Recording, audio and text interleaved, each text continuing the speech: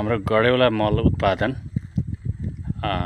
यो एकजना किसानले गरिराख्नु भएको छ र यसको बारेमा के कसरी उहाँलाई यो उत्पादन गर्नलाई हौसला बढ्यो र अहिलेसम्म कसरी गरिराख्नु भएको छ र किसानहरूको मागप्रति उहाँहरूको के छ गुनासो चासो के छ उहाँले आफ्नै मुखारबिन्दबाट पस्ट्याउनु हुनेछ। हस्, नमस्कार।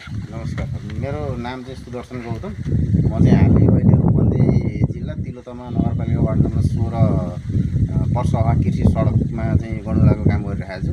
मसँग चाहिँ गणौलाको काम गरेको मसँग विगत लामो अनुभव छ। मैले यहाँ बसेर गणौलाको काम गरेको थिएँ। त्यसपछि अहिले नेपालमा गर्न थालेको चाहिँ यहाँ चितवनमा गरेको 2 वर्ष जति भयो। यो यहाँ सुरु गरेको 1 वर्ष भयो हाम्रो। यहाँ चाहिँ किसानहरू चाहिँ गणौलाको मलमा एकदमै आकर्षित हुनुहुन्छ। पहिले चाहिँ गणौलाको मल हालेर कहाँ खेती हुन्छ, रासायनिक मल राख्नुपर्छ भन्ने थियो सोच।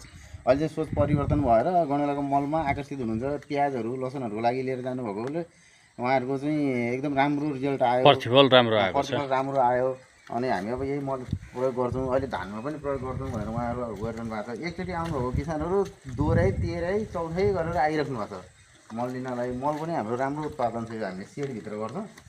यो भन्न त आफ्नो उत्पादनलाई राम्रो भनिन्छ है, तर हामीले पनि यो खोज बजार प्रणालीले पनि यसको केही प्रयोग गरेर परीक्षण पनि गर्यो। परीक्षण गर्दाखेरि जस्तो हामीले पाउनुपर्ने जुन यसमा तत्त्वहरू हो, गुणहरू हो, त्यो सबै राम्रो छ भन्ने कुराहरू हाम्रो ल्याब परीक्षणबाट नै प्रमाणित गरिसक्यौँ।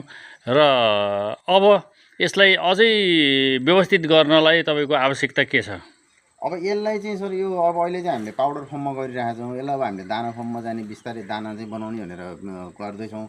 र यसको ल्याब परीक्षण पनि मैले क्रस चेकिङहरू पनि गरिरहेको छु। मैले पोखरा नेपाल सरकारकै चाहिँ कृषि मन्त्रालय अन्तर्गत चाहिँ पोखरामा पनि गराएँ, मैले खजुरामा गराएँ, त्यसपछि काठमाडौँ गराएँ। यसो क्रस चेक गर्दा सबै ठाउँमा रिजल्ट राम्रो आएको छ। र यो हामीले सेडभित्र गरेको कारणले गर्दा यसमा जस्तो लिचिङ हुने, उड्ने सम्भावना चाहिँ हुँदैन। घामले पनि उड्छ मलको तत्त्वहरू। अब यसमा चाहिँ राम्रो छ, अहिलेसम्म हाम्रो चाहिँ रिजल्ट राम्रो आएको छ। र मैले प्योर 100% गोबरबाट काम गरिरहेको छु।